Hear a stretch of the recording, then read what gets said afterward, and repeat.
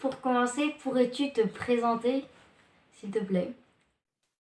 Ok, alors je m'appelle Julien, j'ai 49 ans, j'ai 3 enfants, je suis marié et j'ai une grande passion dans la vie, c'est la nature. Et depuis que je suis enfant, j'aime aller me promener dans les bois, dans la montagne, observer les animaux. Et j'aime beaucoup partager cette passion avec un maximum de gens. Qu'est-ce qui t'a donné l'idée de créer cette revue? Bah, en fait, comme je l'ai dit, j'aimais bien aller dans la nature. Et puis au bout d'un moment, je me suis dit que c'était pas drôle de garder toutes ces observations, toutes ces histoires pour moi. J'ai eu envie de les partager. Et puis, je me suis rendu compte aussi, déjà à l'époque, quand j'avais un peu votre âge, que l'homme détruisait beaucoup la nature. Et souvent, c'est simplement parce qu'on ne la connaît pas, la nature. Et je trouvais ça triste. Et j'ai réfléchi à ce que je pouvais faire et je me suis dit que je pouvais créer un petit journal, d'abord pour mes copains à l'école, que je pourrais distribuer, et puis après peut-être pour sensibiliser aussi d'autres gens. Et puis c'est comme ça qu'est née la salamandre. Comment tu as fait pour que cela marche? Ben, au début, donc j'avais des copains à l'école, des membres de ma famille qui achetaient mon petit journal, qui était vraiment tout simple. Et puis au bout d'une année, à l'époque, il y avait une émission de télévision tous les dimanches soirs qui s'appelait Escapade avec un monsieur c'était rigolo, il était toujours dans un décor de salon avec des gros canapés, puis il parlait de nature. C'était assez bizarre parce qu'il n'était pas dehors. Mais c'était une super émission que moi, je regardais tous les dimanches. Et puis un jour, je me suis dit, je vais écrire à ce monsieur pour lui parler de ce que je fais, pour lui parler de mon petit journal, pour lui parler de ma chambre qui était un vrai musée avec des collections de plumes, d'œufs, des fossiles et plein d'autres choses. Et puis je lui ai écrit une petite lettre. Et puis en fait, je pense que ça l'a un peu amusé parce que 3 semaines plus tard, il m'a téléphoné. Alors moi, ça m'a vraiment, c'était dingue quoi qu'il m'appelle. Et il m'a dit, bah écoute Julien, c'est intéressant ce que tu fais. Est-ce que tu es d'accord que je vienne avec une équipe de télévision et qu'on fasse un reportage pour montrer ce que tu fais? Alors quelques jours plus tard, il est venu avec un caméraman, un preneur de son. Ils sont venus vraiment me filmer dans ma chambre, raconter des histoires de nature, présenter mon petit journal et tout. Et puis en fait, cette émission, elle a impressionné, je crois, beaucoup de monde parce que moi, j'avais 12 ans à l'époque, hein. Je venais d'avoir 12 ans. Et du coup, il y a plein, plein, plein de gens qui ont voulu s'abonner à mon petit journal. Et après, c'est comme ça que bah, je ne pouvais plus arrêter parce que comme les gens ils s'abonnaient pour une année, bah, il fallait évidemment que je continue et qu'après un numéro, il y en ait un autre. Et puis, j'avais toujours envie que le numéro suivant soit plus beau que le précédent. Donc, c'est comme ça que ça a démarré. Ok, merci. Euh, Quel conseil aurais-tu pour nous et nos idées? Bah, je pense que si tu as une idée, si tu as un rêve, il faut foncer. Il faut vraiment pas hésiter. Il faut essayer. Il faut chercher peut-être aussi des adultes qui peuvent te soutenir, tes parents ou peut-être un enseignant ou bien des amis si tu as besoin. Il ne faut pas hésiter à demander de l'aide si tu as un beau projet. Et puis voilà, ça vaut vraiment la peine dans la vie d'aller au bout de ses rêves. C'est important. Ok. Avez-vous des sponsors et si oui, comment avez-vous fait pour obtenir leur soutien? Alors, en fait, la salamandre aujourd'hui, ce que je peux aussi expliquer avant de te répondre, c'est qu'on fait beaucoup de choses différentes maintenant, hein. On fait 3 revues différentes. Donc, il y a une revue pour les enfants de 4 à 7 ans qui s'appelle La Petite Salamandre. Il y a la Salamandre Junior pour les enfants de 8 à 12 ans. Il y a une revue pour les plus grands qui s'appelle la Revue Salamandre. Donc, il y a 3 magazines différents. On fait aussi des livres, on fait des films, on fait chaque année un festival, etc. Donc, il y a toutes sortes de projets. Et c'est vrai que sur certains projets, des fois, on a besoin de soutien financier. Donc, voilà, je vais chercher des gens qui sont touchés par notre message et qui ont envie de nous soutenir. Ça peut être des fondations, ça peut être des fois des cantons, ça peut être des fois même la confédération, notre pays, la Suisse, hein, qui finance certains de nos projets, spécialement pour les enseignants, par exemple. Donc voilà, je vais chercher un petit peu à gauche, à droite des soutiens qui peuvent nous aider à monter certains projets. Euh, et puis, ouais, ça dépend vraiment des projets. Par exemple, bah là, l'année passée, cette année, on a aussi monté une émission de télévision. Vous avez peut-être vu que ça s'appelle Nos Amis Sauvages. Et puis là, typiquement, c'est un projet, la télévision, ça coûte très cher parce qu'il faut beaucoup de gens, il faut du travail de beaucoup de gens pour fabriquer une émission de télévision. Et la télévision suisse romande, malheureusement, ils n'avaient pas assez de sous pour payer cette émission. Donc, j'ai dû aller chercher beaucoup d'argent pour qu'on puisse faire ces émissions. Et puis, voilà, c'est pas toujours simple, mais j'y suis arrivé. Qu'est-ce qui vous a entraîné dans ce projet? Ah, bah, c'est vraiment mon amour pour la nature, tu vois, parce que je trouve que c'est tellement génial d'être dehors, dans la forêt, d'observer les animaux, de, voilà, de connaître les arbres, de suivre les saisons, tous les cadeaux que la nature nous offre au fil des saisons. Moi, c'est quelque chose que j'adore et puis que j'aime partager. Donc, c'est vraiment cette passion qui m'a entraîné. Et puis, ça fait vraiment longtemps que je fais ça maintenant, mais il y a eu des fois eu des moments difficiles, des fois il y a des difficultés. Des fois, je suis un peu découragé parce que je me dis, mais c'est quand même nul. Comme on continue à détruire la nature, comme on continue à polluer la planète, à déséquilibrer le climat et tout ça, des fois, ça me donne beaucoup de colère et de tristesse. Et puis, quand je suis un peu découragé, eh ben, je pars en montagne, je pars dans la nature. Des fois, je dors à la belle étoile, j'ai observé les animaux. Et puis ça me fait tellement de bien, ça me donne tellement d'énergie que quand je reviens, j'ai de nouveau les piles gonflées à bloc. Ça, c'est aussi un truc qui est cool, que je vous conseille, c'est que des fois, quand on a un chagrin ou une contrariété ou un truc qui nous embête dans la vie, si vous allez dans la nature, eh ben, très souvent, la nature, elle va vous redonner de l'énergie et du courage. Et ça, c'est génial. Ok. Ok.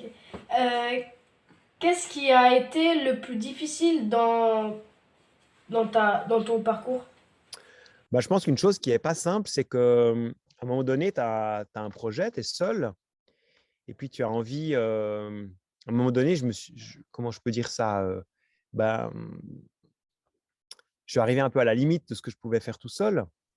Donc, j'ai commencé à engager d'autres personnes pour travailler avec moi. Et puis, la salamandre est devenue vraiment une organisation.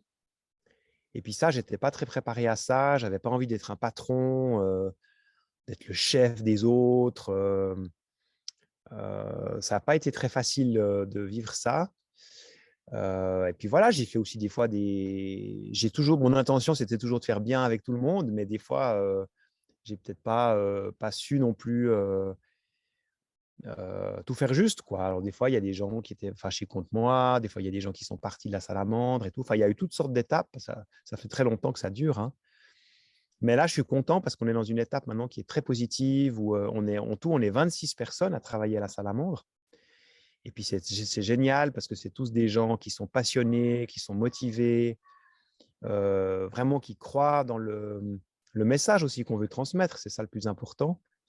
Et c'est archi génial. Et ce qui est très beau, c'est que maintenant, on s'est vraiment bien organisé, c'est-à-dire qu'il n'y a plus de chef et de sous-chef et de pas chef. Il y a vraiment chacun dans l'équipe de la salamandre qui peut prendre des décisions, les décisions qui le concernent et qui est vraiment responsable, qui est libre de s'organiser comme il veut, etc. etc. Et ça, c'est assez génial. Ok. Mais c'est peut-être un challenge ouais, particulièrement difficile à un moment donné quand tu as un projet. Quand tu es seul, c'est une chose. Mais après, quand tu te retrouves avec toute une équipe, ben, tu dois apprendre aussi un peu voilà, à coacher un peu les autres personnes et c'est pas forcément évident. Enfin, en tout cas, moi, j'apprends beaucoup avec ça, mais il y a aussi parfois eu des moments difficiles. Merci. Comment avez-vous fait pour vous faire connaître? Alors, au début, beaucoup par les médias. Après ma première émission de télévision, il y a eu plein d'autres émissions de télévision, de radio, il y a eu des articles dans les journaux, parce que tout à coup, il y a plein de gens qui se sont dit, oh, c'est trop génial, ce petit gars là qui fait son journal, c'est un bon sujet pour les journalistes. Donc, il y a beaucoup de gens comme ça en Suisse romande qui ont découvert ce que je faisais, qui se sont abonnés un peu pour m'encourager, quoi, parce que mon petit journal, il n'était pas fabuleux, quoi, mais enfin, pour mon âge, peut-être c'était déjà bien, mais donc du coup, j'ai commencé vraiment à avoir de plus en plus d'abonnés comme ça. Donc, ça s'est beaucoup développé avec les médias. Et puis maintenant, ça a un peu changé parce que maintenant, voilà, je suis plus un jeune garçon. Donc, c'est un moins bon sujet pour les journalistes, si vous voulez. Donc, par contre, maintenant, on se fait beaucoup connaître par Internet. On fait beaucoup de choses sur Internet pour nous faire connaître, sur les réseaux sociaux. Moi, j'ai aussi créé une chaîne YouTube qui s'appelle La Minute Nature, où je fais une vidéo chaque semaine. Peut-être que vous en avez déjà vu certaines. Ça me prend pas mal de temps et d'énergie, mais j'ai beaucoup de plaisir à faire ça. Je m'amuse bien. Et puis, en fait, c'est un super moyen pour nous faire connaître. Donc, c'est vrai qu'aujourd'hui, si vous lanciez un jour un projet, Internet, c'est un peu la jungle aussi, hein, parce qu'il y a plein de gens qui proposent plein de choses. Donc, c'est pas très facile de sortir du lot, je dirais. N'empêche que c'est un super moyen de toucher plein de gens. Et c'est ce qu'on essaie. Il y a plusieurs personnes dans l'équipe de la Salamandre dont c'est vraiment le métier. J'ai 2, 3 collègues vraiment qui, leur job, c'est de nous faire connaître sur Internet. Et c'est très important. Que penses-tu du Festival des jeunes en action? Bah, je pense que c'est un chouette projet. Je ne le connais pas très bien, mais je pense qu'on a beaucoup besoin aujourd'hui que les choses elles changent sur la Terre. Et puis vous, ben, vous êtes des jeunes, vous avez plein d'énergie. Et je pense que souvent, bah, il y a beaucoup d'enfants sur Terre, je pense, qui sont plus, comment je peux dire ça, euh,